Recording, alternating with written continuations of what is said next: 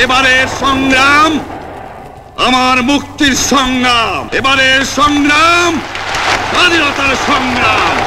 শেখ মুজিবুর রহমানের রাজনৈতিক জীবনের কিছু গুরুত্বপূর্ণ সিদ্ধান্ত ও ভুল নিয়ে লেখা এক নতুন বই ঘিরে ভারতের রাজধানী দিল্লিতে শুরু হয়েছে জোরালো বিতর্ক ও আলোচনা। বইটির নাম Mujib's blunders, the powers and the plot behind his killing. বইটি লিখেছেন প্রবীণ ভারতীয় সাংবাদিক মানস ঘোষ, যিনি ৭১-এর মুক্তিযুদ্ধ এবং স্বাধীন বাংলাদেশের শুরুর দিনগুলোতে সরাসরি মাঠে থেকে সাংবাদিকতা করেছেন। তিনি আমার কথা রাখলেন না, তিনি রাখলেন ভুট্টো সাহেবের কথা। বইটি প্রকাশ করেছে ভারতের নামকরা প্রকাশনা সংস্থা নিয়োগী বুকস। সদ্য প্রকাশিত বইটি নিয়ে দিল্লিতে আয়োজিত হয়েছে দুটি গুরুত্বপূর্ণ আলোচনা সভা। বইটিতে মানস ঘোষ তুলে ধরেছেন শেখ মুজিবুর রহমানের বেশ কিছু রাজনৈতিক ভুল সিদ্ধান্ত, যার পরিণতিতে তিনি নিজেই বিপদে পড়েন এবং শেষ পর্যন্ত প্রাণ হারাতে হয়। লেখকের মতে, স্বাধীন বাংলাদেশের নেতৃত্বে থাকা অবস্থায় শেখ মুজিব ৭১-এর পরেও সক্রিয় থাকা পাকিস্তানপন্থী গোষ্ঠী ও চরদের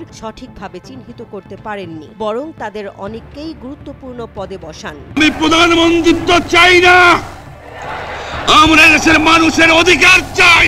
একটি গুরুত্বপূর্ণ উদাহরণ দিয়ে তিনি দাবি করেন, একজন পাকিস্তানি চরকে তিনি ভিজিল্যান্স কমিশনার নিয়োগ দেন, যা পরবর্তীতে তার জন্য মারাত্মক ভুল প্রমাণিত হয়। এমনকি ভারত এবং কিউবার ফিদেল কাস্ট্রো পর্যন্ত তাকে এ বিষয়ে সতর্ক করেছিলেন বলেও লেখকের দাবি।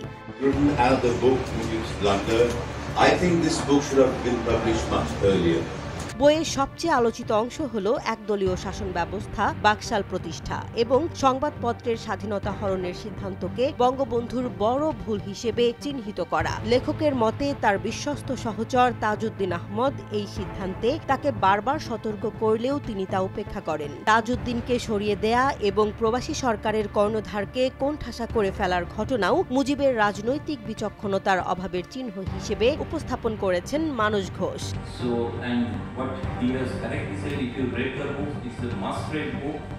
Those who are student of politics, those who want to especially.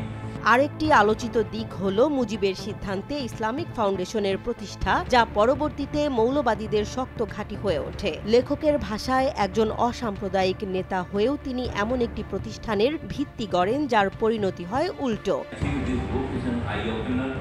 Because you have heard about Father of the Nation, Mujibur Rahman, the many books, but Mananda has a book deep inside and এছাড়া বইয়ে বলা হয়, মুজিব পাকিস্তান থেকে রাষ্ট্রীয় স্বীকৃতি আদায়ে অতিমাত্রায় আগ্রহী ছিলেন। এমনকি ১৯৭৪ সালের ওআইসি সম্মেলনে যোগদানের অন্যতম কারণও ছিল সেই স্বীকৃতি পাওয়া। অথচ সেই সময় পাকিস্তানের শর্ত ছিল যুদ্ধাপরাধের দায়ে অভিযুক্ত ১৯৫ জন সেনা কর্মকর্তার বিচার না করা। অথচ বঙ্গবন্ধু কিন্তু নিজের দেশের মানুষকে কথা দিয়েছিলেন এই যুদ্ধাপরাধীদের বিচার তিনি নিশ্চিত করবেন। তারা আমাদের ভাই। আমি বলেছি তাদের কাছে এই কথা যে আপনারা কেন আপনার ভাইয়ের বুকে গুলি মারবেন। আগস্ট মাস জুড়েই কলকাতা, মুম্বাই সহ ভারতের বিভিন্ন শহরে এই বই নিয়ে আলোচনা সভা আয়োজনের পরিকল্পনা রয়েছে বলে জানা গেছে। বঙ্গবন্ধুর হত্যাকাণ্ডের ৫০ বছর পূর্তির প্রাক্কালে এমন একটি বই এবং তা নিয়ে ভারতের বুকে আলোচনার গুরুত্ব স্বাভাবিকভাবেই বাড়ছে। বইটি একটি বিতর্কিত ও সমালোচনামূলক দৃষ্টিকোণ উপস্থাপন করলেও মুজিবের ভূমিকা ও নেতৃত্বকে খাটো না করে এবং ইতিহাসের একটি জটিল অধ্যায়কে তুলে ধরার চেষ্টা করেছে। আলোচনাগুলো মূলত ভারতের কূটনৈতিক ও সাংবাদিক মহলে আলোড়ন তুলেছে, তবে এটির প্রভাব বাংলাদেশেও প্রবলভাবে অনুভূত হতে পারে।